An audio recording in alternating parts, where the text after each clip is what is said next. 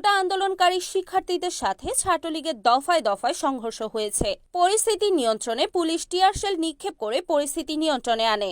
এতে কোটা আন্দোলনকারী সাধারণ শিক্ষার্থী ও সাংবাদিক, পুলিশ সদস্য সহ আহত হয়েছেন অন্তত অর্ধ শতাধিক। মঙ্গলবার দুপুর 3:30টার দিকে ঠাকুরগাঁও সরকারি বালক উচ্চ বিদ্যালয় থেকে কোটা আন্দোলনকারী বিভিন্ন কলেজ ও বিদ্যালয়ের শিক্ষার্থীরা শান্তিপূর্ণভাবে একটি মিছিল নিয়ে শহরের চৌরাস্তায় গেলে অপরদিকে অবস্থান নেওয়া জেলা ছাত্রলীগ, যুবক লীগ, কৃষক লীগ ও স্বেচ্ছাসেবক লীগের নেতাকর্মীরা ক্রিকেট স্টিক, বাঁশ ও কাঠের লাঠিসোঁটা নিয়ে পুলিশের সামনেই আন্দোলনকারীদের বেধড়ক মারধর করে ছত্রভঙ্গ করে দেয়। এতে আন্দোলনকারীদের প্রায় 100 জন আহত হয়েছে।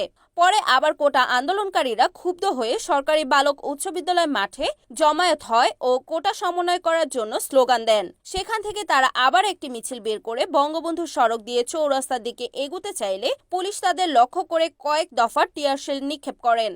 অপর দিক থেকে আবার ছাত্রলীগ, যুবলীগ, কৃষক লীগ, স্বেচ্ছাসেবক লীগের নেতাকর্মীরা লাঠিসোঁটা নিয়ে তাদের ধাওয়া করে। এতে দুই গ্রুপের মধ্যে ইটপাটকেল নিক্ষেপ শুরু হয়। পুলিশ দুই পক্ষেই শান্ত করার চেষ্টা করলেও তারা শান্ত না হলে পরিস্থিতি নিয়ন্ত্রণে পুলিশ টিয়ারশেল নিক্ষেপ করে তাদের ছত্রভঙ্গ করে দেয়।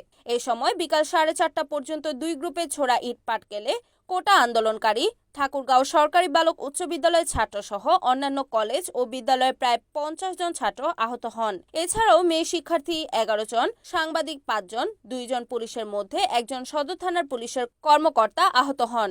এছাড়াও জেলা সাবেক ছাত্রলীগের অন্তত 7 জন নেতাকর্মী আহত হয়েছেন বলে প্রাথমিকভাবে জানা গেছে। পরে আবার কোটা আন্দোলনকারী বালক উচ্চ বিদ্যালয়ের সামনে কাঠখড় জ্বালিয়ে সড়ক অবরোধ করে আন্দোলন করতে থাকে। এতে শহর জুড়ে থমথম পরিস্থিতি বিরাজ করছে। এদিকে পরিস্থিতি সামাল দিতে পুলিশ প্রশাসন কাজ করছেন।